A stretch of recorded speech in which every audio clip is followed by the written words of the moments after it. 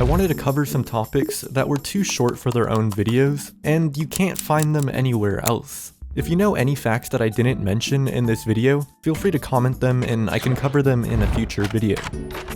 One of the most common misconceptions I see basically anytime Pixelgun 3D is mentioned is that the creator of the game was Alex Krasnov. While it is true that in the early years of Pixelgun, Alex Krasnov was listed as the publisher across the Google Play and Apple Store, Alex Krasnov was never the creator, and it's not even the name of anyone on the team. It's literally just a fake name.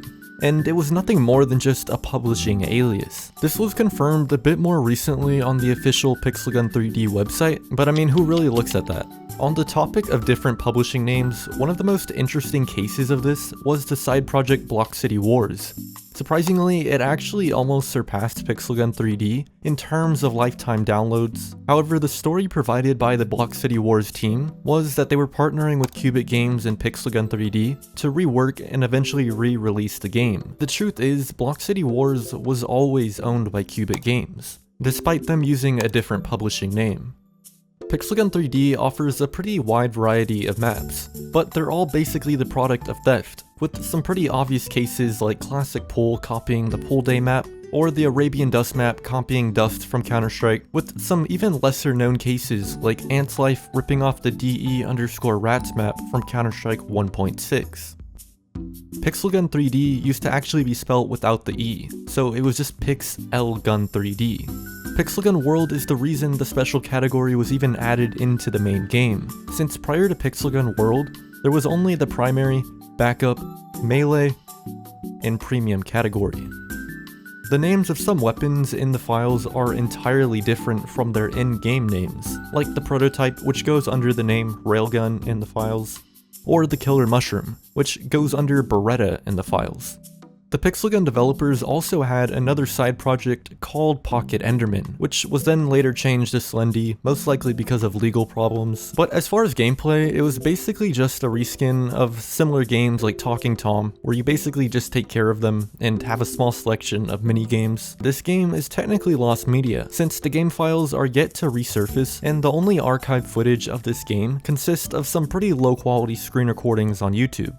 The app icons and some textures stayed in the game files in Pixelgun 3D all the way up until around version 17.0. A lot of people believe Pixelgun was owned by different companies, like Pixelgun Company, Releasesoft, Cubic Games, but the reality is the company only changed names and was always owned by the same company, or at least until 2023 when Cubic Games was sold to Nexters for roughly 100 million USD. Now this isn't a fact, but it's a pretty interesting theory as to why Pixelgun may have been changing the names pretty regularly throughout the early years of the game.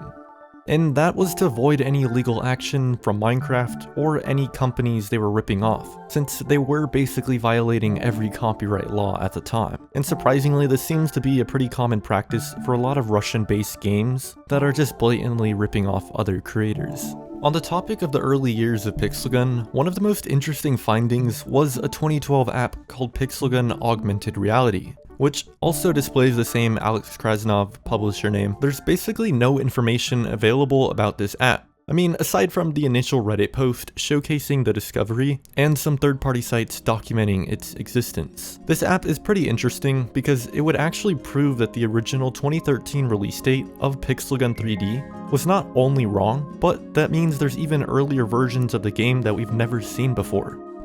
If you played Pixelgun around mid-2013 to early 2014, you might remember something weird about how you downloaded the game. There were actually two versions of the app, Pixelgun Pro and Pixelgun Lite, the Pro version being priced at 99 cents, and of course the Lite version being free. In the early 2.7 to 3.0 versions, a new menu screen would be added, showcasing an enemy that's never been seen before. What makes this even more interesting is usually unused content still remains in the files. But this enemy doesn't exist anywhere in the files of any version of the game. Theorizing what this enemy was supposed to be is pretty hard, since there's basically no information to work with, My best guess is that it was most likely a boss of one of the early levels in the campaign, but feel free to let me know what you think in the comments. In version 3.6, there would be yet another unused asset, which was featured in the game Atlas. It shows a silver FAMAS, which was never used in the game, and still hasn't been seen outside of the game Atlas to this day. There's quite a few interesting cases of unused content that's been found in the game files, so let's start with the oldest. All the way back in version 2.0, the creatively named skull was found in the files, and from what it looks like, it was just another regular enemy from the original survival mode. However, comparing the skull enemy to the enemies that were actually in the game at the time shows that it's extremely out of place. I mean, just in terms of texture and size. With the next major version 3.0 showcasing yet another unused feature, and game mode. The name of this game mode was Boss Battle. While it did feature a green tag that did say under development, it would never be playable with it being removed entirely in 6.0. The Boss Battle button is a bit more interesting, because finding any information or any assets associated with it would most likely reveal some pretty interesting content that we've never seen before.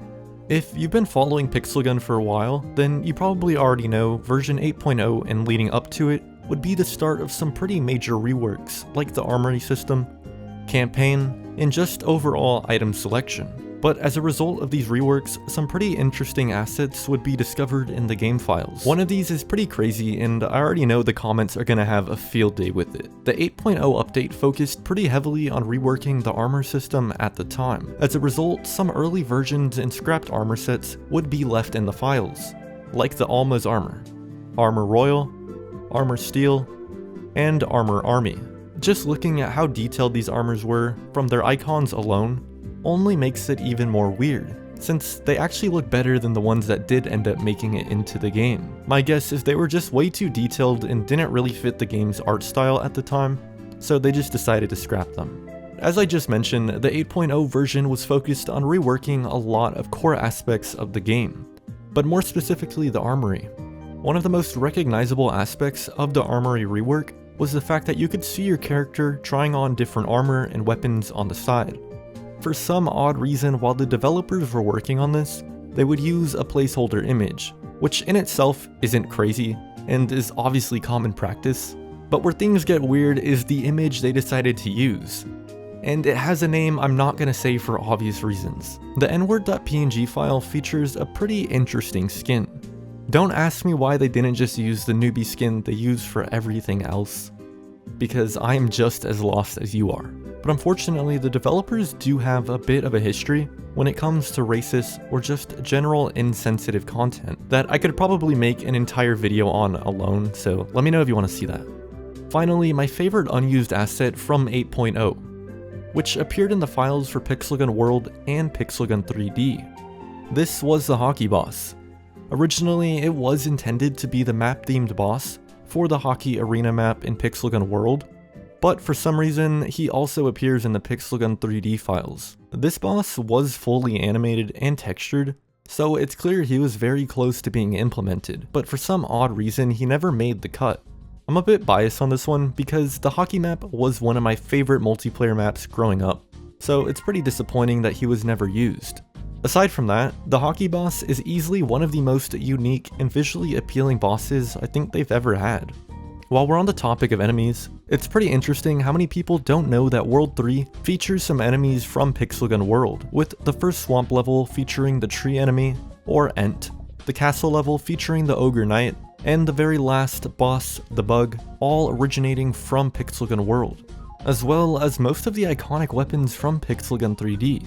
Which is really interesting because a lot of these are so closely associated with Pixelgun 3D despite them not even originating from there. With weapons like the Space Rifle, Space Blaster, Laser Crossbow, Kaboom, Red Twins, and the Anti-Hero Rifle, all making their first appearance in Pixelgun World, then being brought to Pixelgun 3D shortly after. As far as in-game content that was removed entirely or redesigned, the list does actually get pretty lengthy, with a lot of the enemies and bosses from World 1 being removed and replaced, like we would see in the case of the Crook Zombie, which was replaced by the Tortured Prisoner, the Dark-Eyed Alien being replaced by the Alien Professor, Armored Stalker, which was replaced by the Infected Truck Driver, blood slime replaced by the chainsaw doctor, and finally the pyramid head getting replaced by the rider boss. I also see a lot of people forget to mention that the Enderman and Face Stalker enemies were also removed from the campaign. I think it's pretty obvious why. I wanted to mention this redesign because I remember trying to recall it and everyone thought I was crazy. I honestly just started to think maybe it was a false memory or something. However, the old pickaxes or miner weapons used to actually closely resemble the Minecraft pickaxe, with both of the sides being pointed. They were redesigned to have a hammer-like end on the other side. I doubt most people remember seeing this because it happened around version 4.0, but I really did want to bring it up in case anyone else might have thought they were going crazy thinking the pickaxes looked different. This video was a bit all over the place since there's a lot of random facts that are pretty interesting, and obviously you can't find them anywhere else. A handful of topics I covered in this video actually do have their own dedicated video, like in the case of stolen maps or removed features. So if you find a topic interesting, go check out my other videos because I most likely already covered them in much more depth. I want to hit 10k subscribers before the end of the year, so help your boy out. Thank you so much for watching. Goodbye.